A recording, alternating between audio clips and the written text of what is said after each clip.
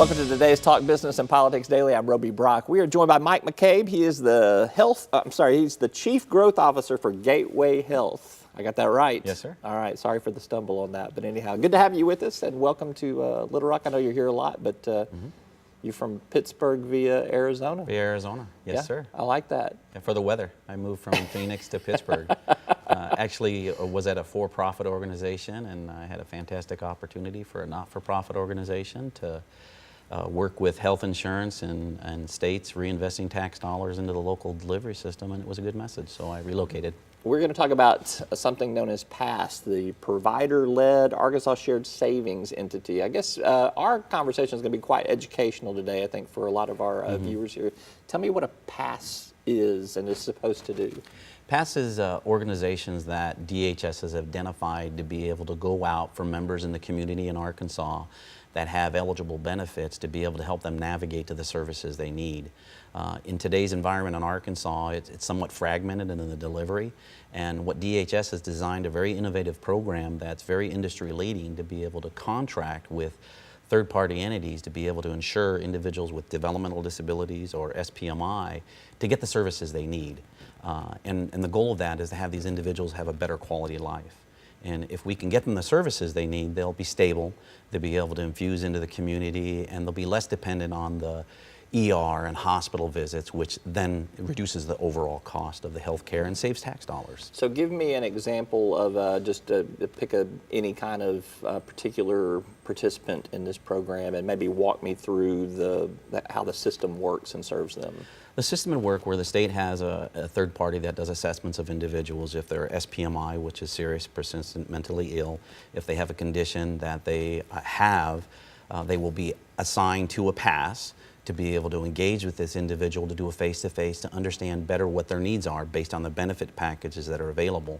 Those PASSes then will be mandated to be able to make sure they get to the doctor's office, to make sure they get their medication, to make sure they get the transportation to their specialist, because individuals that have these conditions have other needs. They need to make sure that they're getting to the pharmacy. They need to make sure that maybe get to the cardiologist, and maybe make sure that they get to the behavioral health provider or substance abuse provider.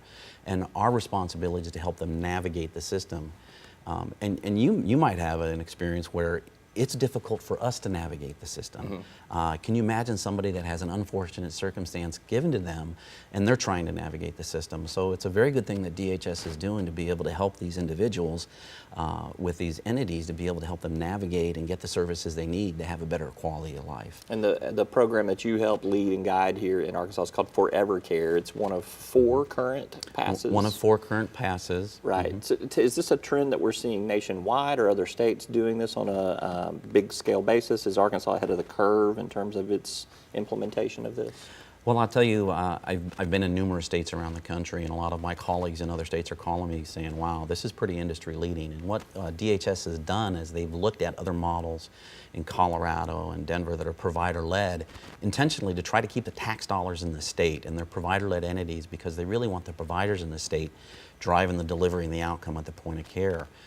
So they've looked at other states and other models and developed a program that's very good for Arkansas. And I think what you're going to see out of this is a lot of the states are going to be leaning to the outcomes and the results out of Arkansas to use in other states. So Arkansas is in a unique position with how DHS has designed it to be an industry leader in some of the healthcare delivery models that they're doing. What's the measurement that you're going to look at and that I guess the state is going to expect from you to say this is being successful? How do you gauge the savings that this is supposed to produce? Well, the state knows today what their annual spend is today for the health care cost. And so they'll gauge and monitor that over the year. And we'll see things like decreased ER visits, decreased inpatient stays, decreased acute events, stabilization. You'll see a lot of hundreds of different control metrics you can track, but there's 20 to 30 different metrics that the state will be chasing, and some of those specifically in the contracts. An example is post-acute event. If they have an ER event, we're required to be able to engage with that member within 7 days. That isn't happening, and if you can do that and do that intervention of that people, hey, by the way, you just had an acute event, let's get you to the doctor and make sure you're getting your meds filled. Do you know what your therapy, do you know what your regimen is? All those type of things, just helping that individual get on that steady state track. But there's several different key indicators. One is the quality of life. Certainly the second part of that is the reduced medical costs, which results in less tax dollars. So maybe if there's individuals that need more benefits, the state's in a position where not only do I have a predictable budget and a manageable budget by putting that off to a third party, now I can add benefits and services to those individuals that may need that. But they have the data to make business decisions to add benefits to people that probably need it, that aren't getting it today. Yeah. So you'll get to spend some time with our state legislature? I have been next doing couple that. years? You have a great bunch of people. I've met with quite a few people in and around the legislature, and I haven't played basketball yet on a Tuesday, but one of these days I'll be able to. Do not want to do that. I'm just telling you, the governor cheats. He didn't ask me to be on my team. I didn't tell him my nickname was Tackleberry, but I'd love to play sometime. All right, Mike, great to meet you. Nice Thank you so much for being here, and we will look forward to learning more about passes as we go forward. Thank you so much. Yeah, thank you. All right, thank you for tuning in. I'm Roby Brock. We'll see you next time. Arkansas Electric Cooperative Corporation provides electric energy across 2/3 of Arkansas. This is an exciting time in our energy history, with incredible progress being made in renewable energy and storage technologies. As our energy portfolio continues to diversify, we'll maintain an all-the-above strategy to provide reliable and affordable electricity. Ever since the first light bulbs were placed in our members' homes, the electric cooperatives have been the solutions provider for our members, and we want to continue that well into the future. Each day, the promise of our nation begins again. Arkansas and America, moving forward. I help make that promise a reality. It's not for everyone, but people everywhere depend on us. Oh, I love you too, sweetie. Trucking delivers, or everything stops.